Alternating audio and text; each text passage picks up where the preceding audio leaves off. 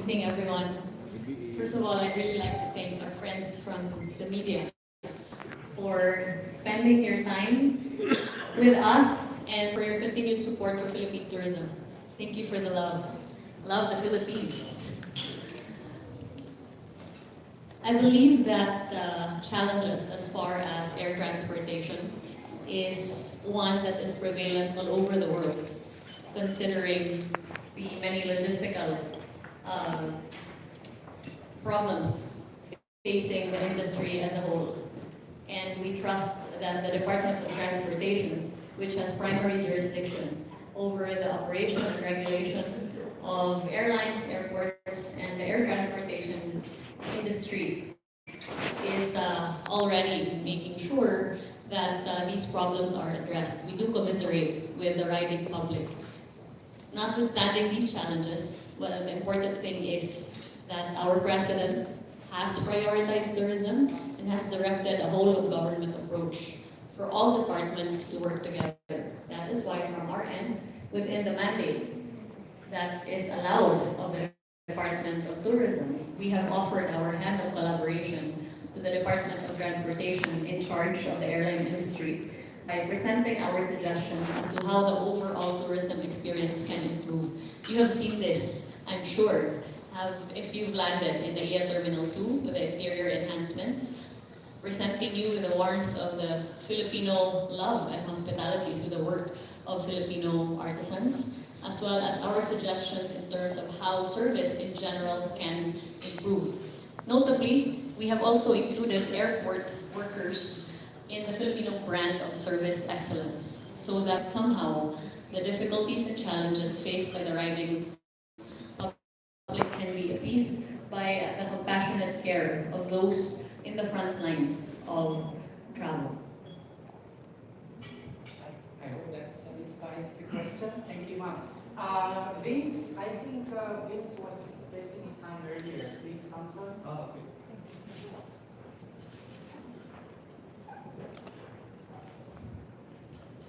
Congratulations again, Secretary Frasco. And I would like to find out what are plans to do road shows all over the world and this country for the new campaign of the Department of Tourism. The campaign, Love the Philippines, is not a mere branding campaign, but rather a call to action to every Filipino citizen to remember the beauty of our country, to honor our past, and to look forward to the future armed with the virtues, the values of being Filipino, and armed with the knowledge of how blessed we are as a nation.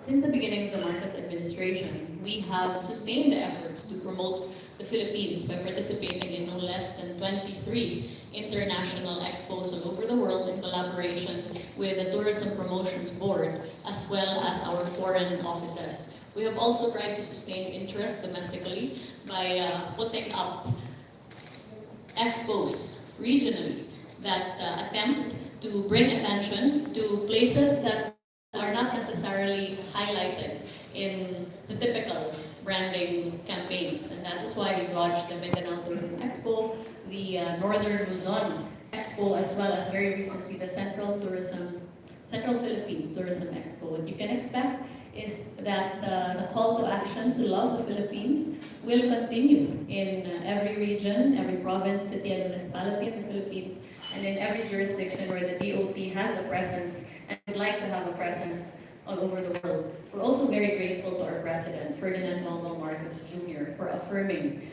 the branding campaign for the Department of Tourism and giving his full and all-out support, even as we continue to express our gratitude for his prioritization of tourism. We sincerely hope for the support of our fellow Filipinos and to invoke a sense of pride of place and love of country. And that is truly the intention behind Love the Philippines.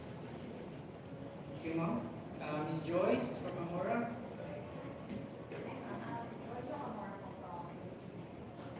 From the Philippine news agencies. You mentioned that we will be promoting this, of course, regionally. But what can we further expect from this launch of the slogan? Why did we also retain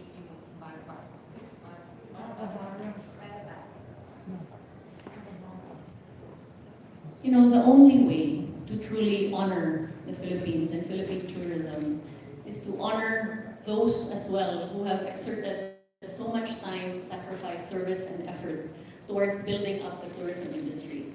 We recognize the contributions of all of our former secretaries, which we've done this evening, who in their own ways have honored the Philippines through tourism.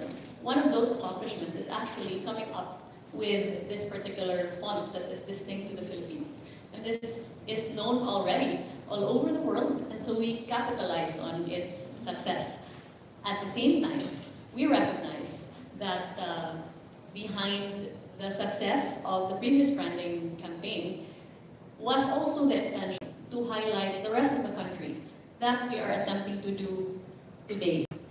We will continue to market the Philippines as fun all over the world, but we will also articulate that the Philippines has so much more to offer in addition to fun.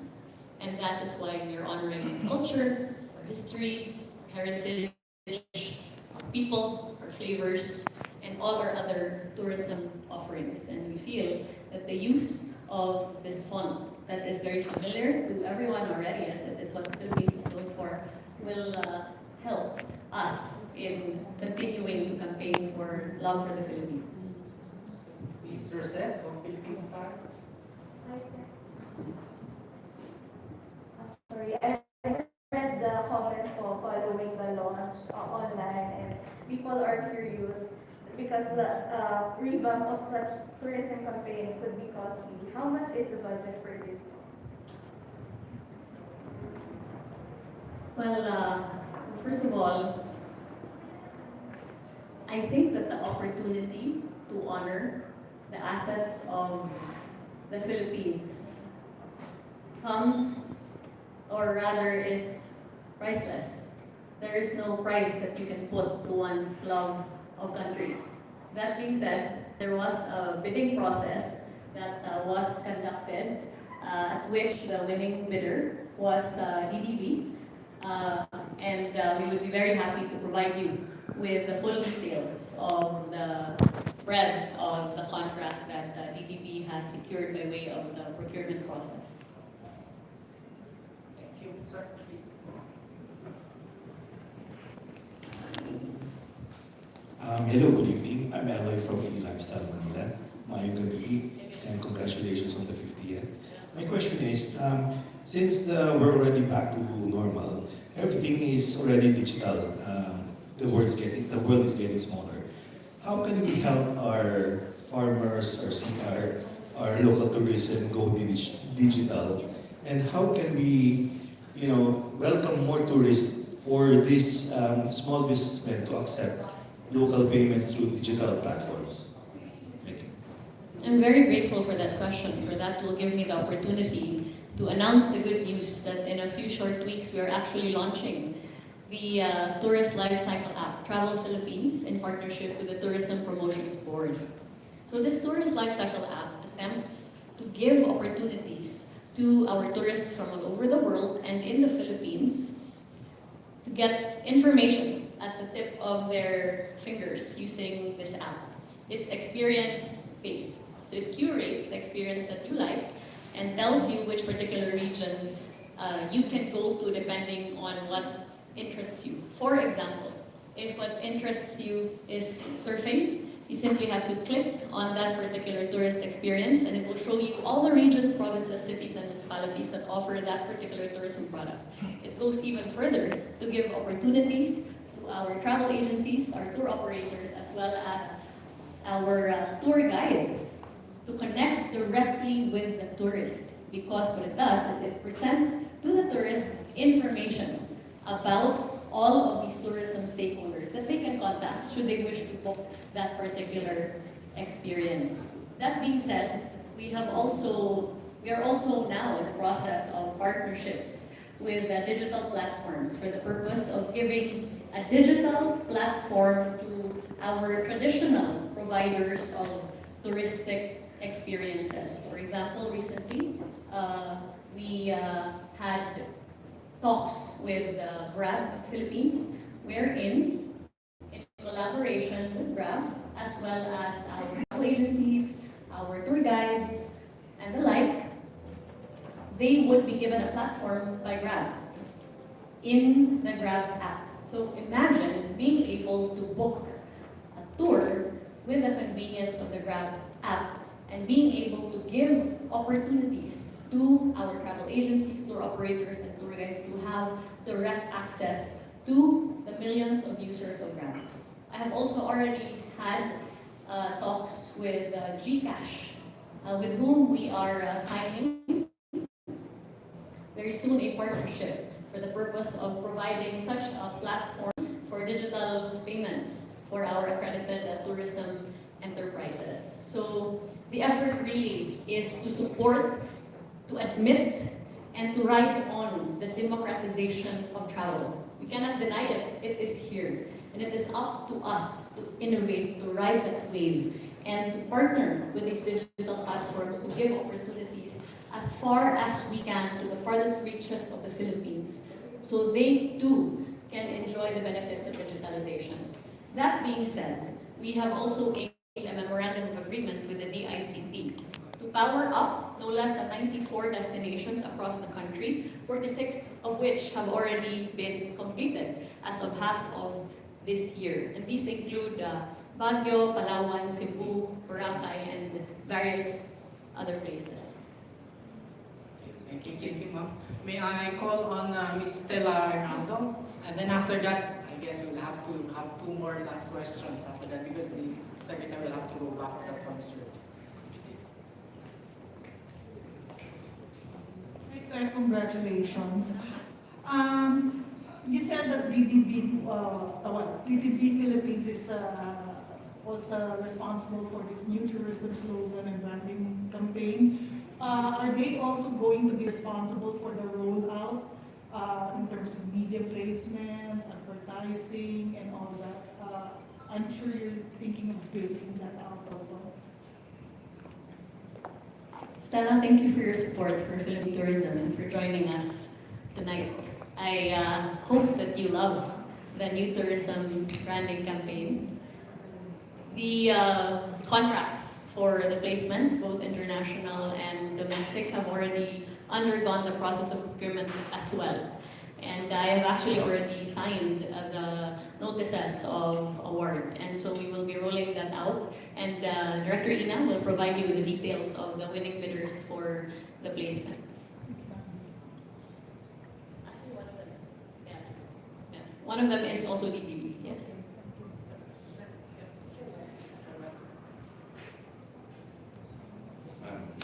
Love the slogan. Thank you so much. So many segues we can do. But anyway, one thing I love with the Philippines is the food. And this time we're having a Manila food festival. And Our provinces, especially in the far-flung areas, are that in the lean seasons, it's difficult to get tourists. And so the effort is to come up with all of these events throughout the year so as to continue to sustain the livelihood of our tourism stakeholders. That includes expanding the Manila Food and Wine Festival as far as the schedules are concerned. That being said, we have identified food and gastronomy to be a priority tourism product for the Philippines. And we have very exciting news about that of an international and global scale, which we will announce in due time. Suffice it to say that it tries to honor the legendary work of our chefs. And may I just add that recently I participated in the United Nations World Tourism Organization Commission meetings, at which no less than the Secretary General of the UNWTO recognized the contributions of our very own UNWTO Ambassador for Gastronomy, Margarita Flores. Sir and sir. Hi, good evening. I'm Ted Claudio from WhatsApp.ph. First, congratulations to a very, really good campaign. I think it's really very versatile. So my question is, in this campaign, it talk about the change traveler. So one of the theme is for tourism to be more experiential. So how does like community-based tourism, which will actually involve a lot of these tourists being engaged with the community, what's the trust of DOT when it comes to community-based tourism? Thank you for that question. My answer will be very well demonstrated beginning tomorrow as we begin the Philippine experience in Davao. It will last from tomorrow until June 30, wherein we will go through the various provinces of the Davao region and highlight the work of our community-based tourism organizations as well as our LGUs. Basically, we give our tourists an opportunity not just to visit our heritage sites, our beaches, our nature-based destinations, but more importantly, to have experiences with our local tribes, our indigenous peoples, as well as the residents of the local communities. And so we have a curated itinerary for our guests that fully immerses them in authentic and cultural experiences. For example, we will visit the Eagle Sanctuary, we will go to Malagos Farm, we will meet the tribes of Davao, and we will also meet the farmers in the banana plantations, as well as, of course, the local workers in the tourism communities in Davao. This Philippine experience we will replicate all over the country because after Davao, we will proceed to other regions, and these include Pampanga, Calabarzon, Bicol, including as well Western Visayas and all other parts of the country in our attempt to spread opportunities for tourism as far as possible. I would also like to add that we have continued the community-based tourism organization financial assistance under this administration. Recently, I had the opportunity to meet our community-based tourism organization in Sultan Kudarat, as well as our CBTO in Zamboanga City. And recently, we also gave financial assistance to our CBTO in Iloilo. And this effort continues all over the Philippines so that we can help our CBTOs continue to thrive in their tourism offerings. Great. Thank you. Sir. Hey, mabuhay. Congratulations. Well, this is my first time to meet you, so I just admire how eloquent and knowledgeable you are with the office that you're handling. My question is, based on your assessment, how beneficial was it for having Vanessa Hudgens to be the face of tourism like months back? And will she still be the face of Love the Philippines? Love the Philippines is represented in the face, the heart, the mind, the heart and soul of 113 million Filipinos and the diaspora of over 12 million Filipinos all over the world. Vanessa Hudgens is one of them. And we're grateful for her partnership with the Philippines by supporting us to her. All of us would have questions. I have my own questions too. But we'll just have to wait for the next one. Okay, thank you very much, Madam Secretary. Salamat ka.